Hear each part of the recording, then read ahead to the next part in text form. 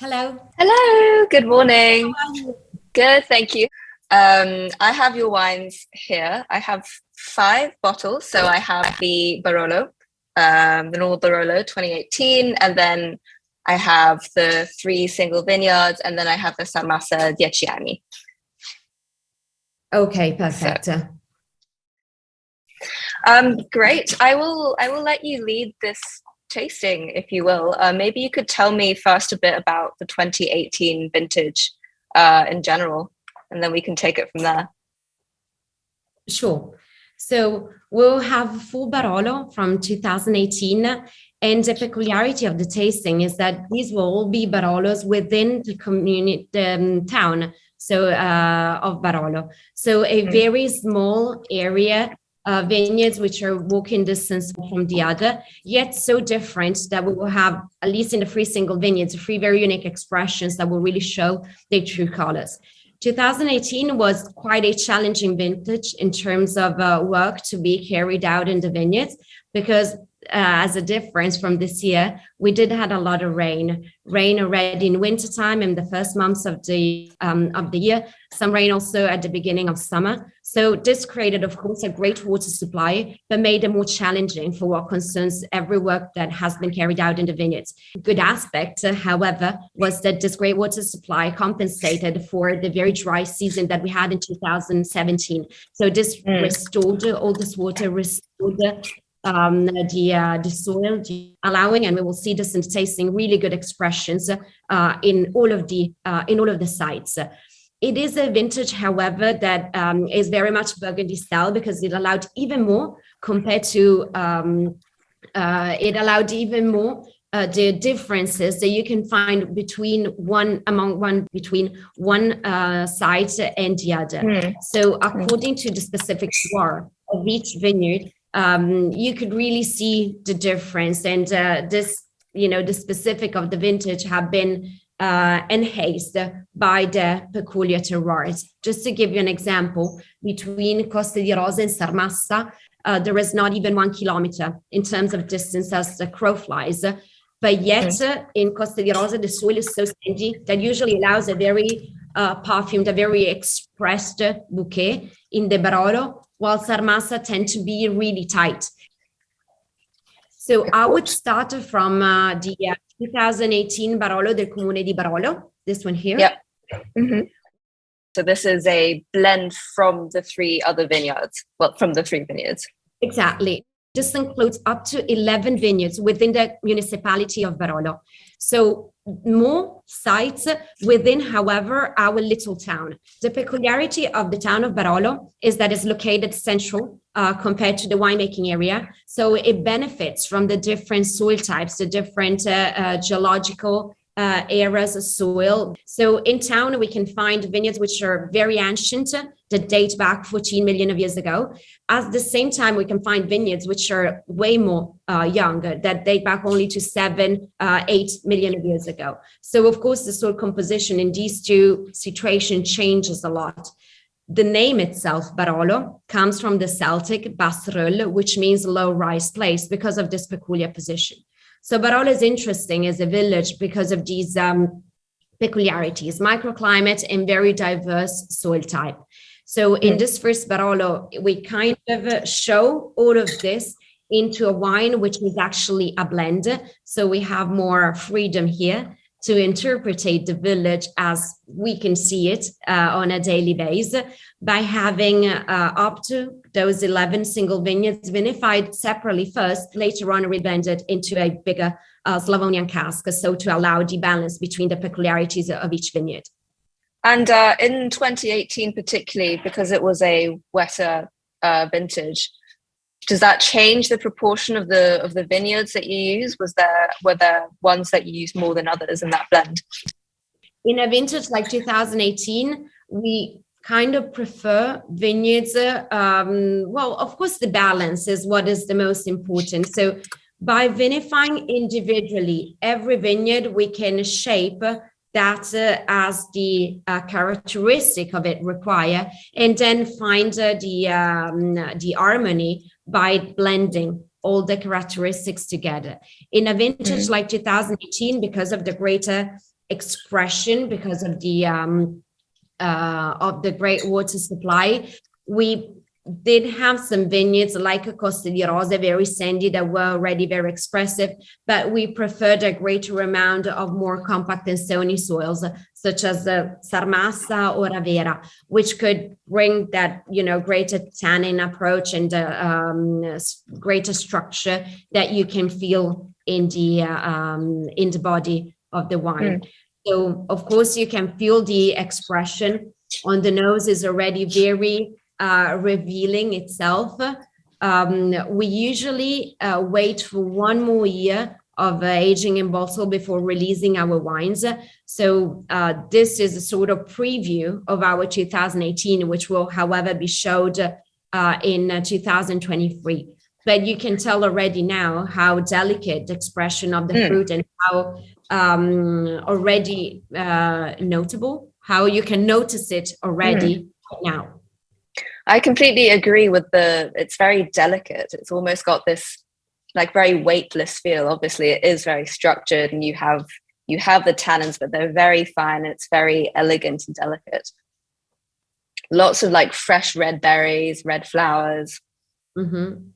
Some spices that already start to show, but in a very shy way. So this is really the work of the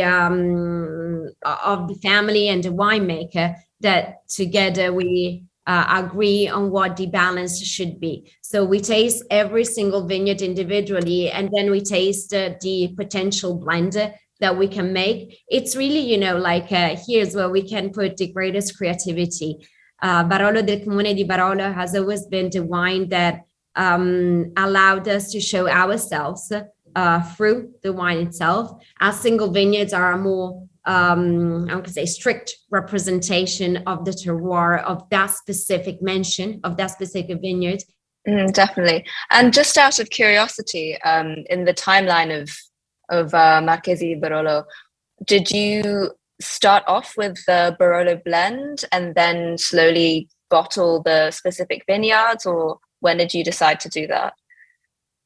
Well, so being an historical house, the winery has been founded already in the 1800s. The cellars in which my family vinifies today are still the same ones that were Marquis Juliette started to make Barolo as the first producer back in the 1800s.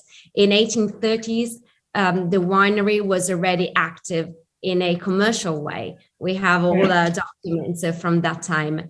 And later on, when Marquis Juliette was able to establish this new denomination, Barolo, so this new wine, which for the first time was dry, still, and yet austere and long-lasting, the different vineyard owners, land owners that then turned their land into vineyards in Barolo, started to make Barolo themselves. And among these, my family started in the second half of the 1800s.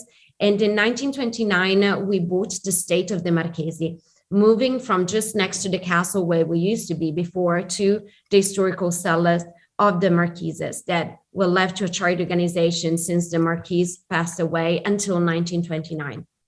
Which single vineyard should we start with? I will go with Costa di Rose. Great. And this is because Costa di Rose is the most sandy one within the town of Barolo.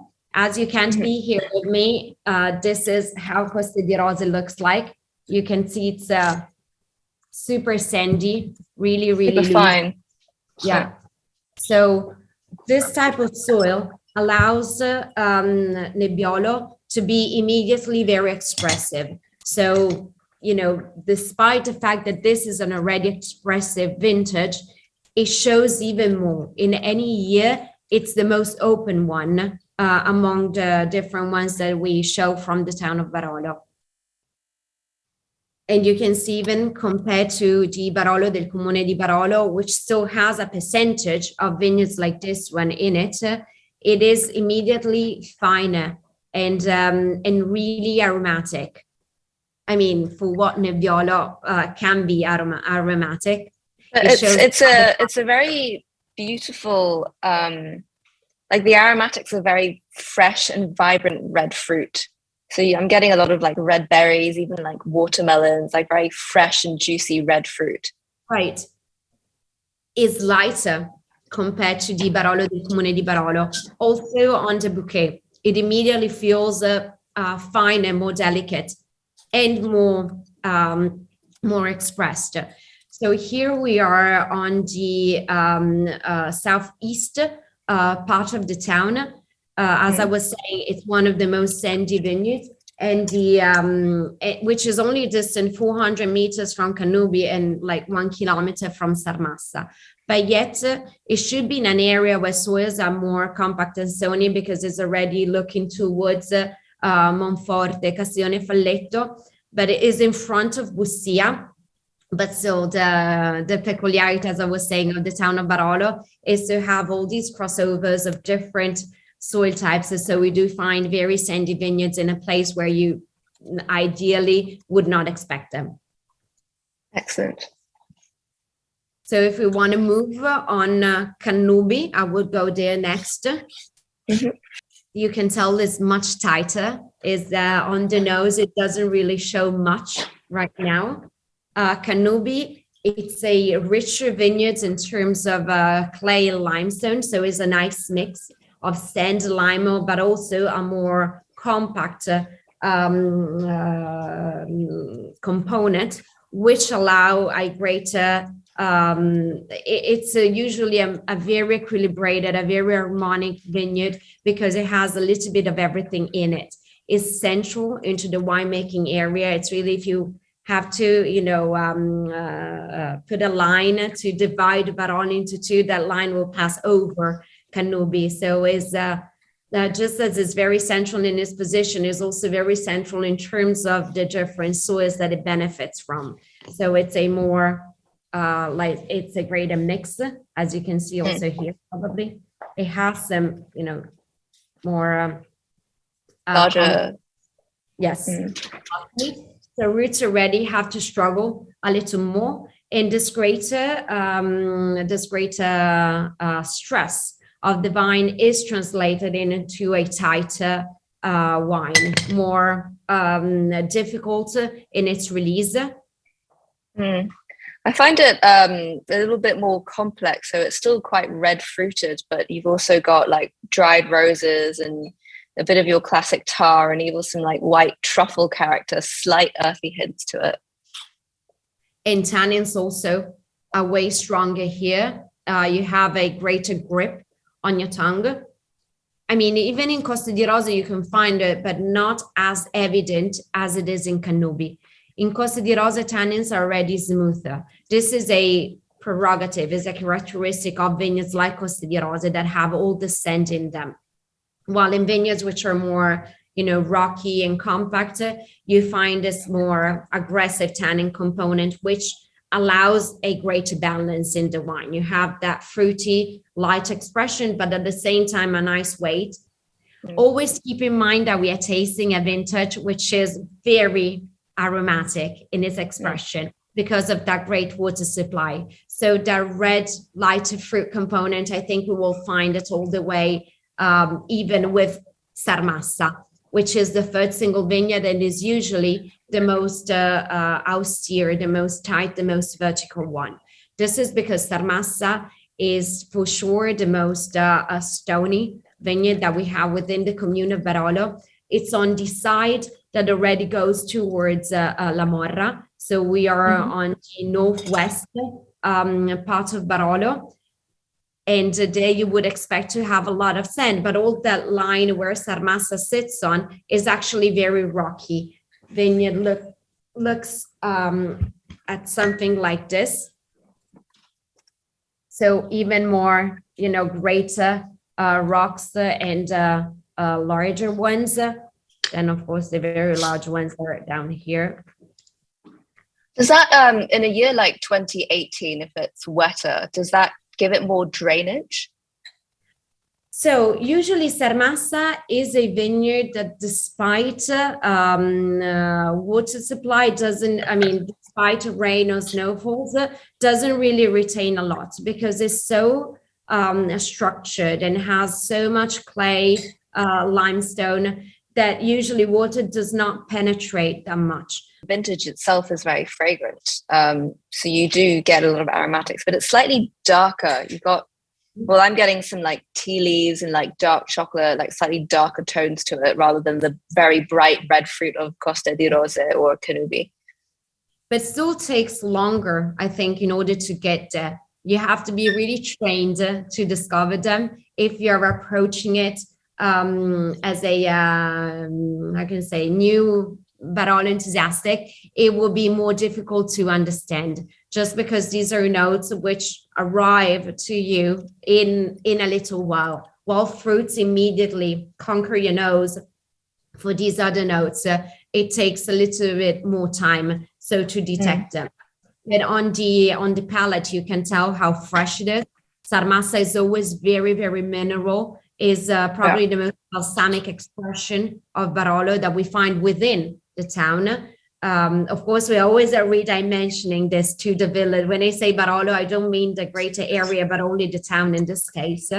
Roots here really have to dig into deep, and they are so stressed that all this concentration is translated into a very tight wine. And this is why Sarmassa is the only one among the three that we also propose with a 10-year aging on it. Because again, despite the vintage, is usually the most tight wine. So tell me a little bit about the 2012 vintage. So 2012 was quite, for some aspects, it was similar to 2018 because we did have some nice water, which was, however, more dosed throughout the year. So it was not all the way till summertime. That especially the difference in temperature between day and night towards the summer and then early fall time allowed 2012 to be a vintage which has a lot of rigore, rigor. Thank you very much. So you can tell this how classic it is in this sense. Tannins are already they're very evident, especially because they come from a vineyard like Sarmassa, but they are starting to show some softness in them. On the nose, the darker, profile that you were describing in the 2018 has already sweetened up a little bit. Probably instead of you were saying dark chocolate in the 2018, probably cacao, so the cocoa bean. It was more evident. Here you can feel already some chocolate, which is sweeter than the bitter bean. Yeah, I get that. I also get a chocolate orange, so you have like cacao, dark chocolate, but also a bit of like orange zest quality to it, which is beautiful. And you can keep even this for a way longer time than right now. Well, I love the sort of savory, like slight mushroomy notes that Nebbiolo takes on when you allow it to sit for 10, 20 years. So the beauty when it comes to Barolo, in my opinion, is that there is never a best or worst moment in when to taste it, because it's always a discovery, it's always a surprise. It's such an interesting grape of which we still know very little. I mean, we have a library of all vintages that goes all the way back to the 1800s, and since the 30s, they work at so to allow a future tasting on them. So periodically, every 30 years or so, my dad, together with the winemaker, would taste all wines from that same vintage, changing. It's a very delicate process, of course, because we would take the cork away, would taste a little bit of the wine. Then if the wine is showing well, we would pour it away from the bottle, clean the bottle, and then refill it with that same wine. So out of 10 bottles, we will be left with only 9 doing this process, because by tasting and refilling, that is what we would have. So we will lose a little bit of what we have. But if the wine never goes bad in terms of aging, the cork has a short life. So that has to be changed. Otherwise, it shrinks and the wine will go bad because of the too great oxygenation that it will, so the oxidation that it will have. But we feel like this process is necessary. So to grow a memory on Nebbiolo, because despite, this is a very ancient winery, and Barolo was born thanks to Juliette Colbert in some of the same barrels that we still use today. There is still very little that has been known about Nebbiolo. I mean, there is still a lot of mystery on this great varietal, which keeps on surprising us more and more. And the more it ages, in my opinion, the more you can be familiar with it. Because when Nebbiolo is strong, and probably, today we have more tools, techniques, and in general knowledge and know-how, so to approach this great varietal as soon as it is released, so in the vineyard, and then as soon as it's released in the bottle. But we know it today. To have a forecast of what it can be in some years, it still takes a lot of time. So is a great opportunity, the one that our ancestor left us, and we want to take advantage of it the most possible. But still, I feel there is a lot to do in in that between. So we keep on tasting those old vintages. So to be able to understand this grape always more in its intimità, to get very close to it. But the evolution that I can, I can assimilate evolution of a Nebbiolo just as the evolution of a person. Absolutely. And what's the oldest bottle that you have in the library? So the oldest ones would be bottles from the 1800s, but drinking. So that they've been, kept, preserved, and maintained. So to be drinkable, it would be 1937. And correct me if I'm wrong, but it seems like with the blend, you can almost achieve more complexity sooner, whereas with the other single vineyards, you need to wait until they fully express themselves. For sure. But this is the whole idea behind a blend. The blend allows you to, where one vineyard lacks in something, you can compensate by adding another vineyard, which, can top up for that lack. And this is the whole concept behind a blend versus a single vineyard.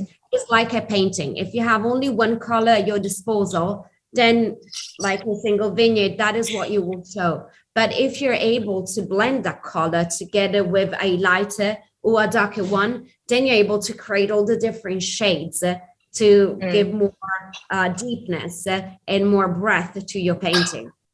I like that comparison. Yeah. I think wine is such a beautiful element and topic, because you can compare it to so many different things. It can be, if you're a music expert or lover, you can find some parallelism with that. The same is with art in general, paintings or also literature. So there is a whole world which can relate to wine and which should relate to wine.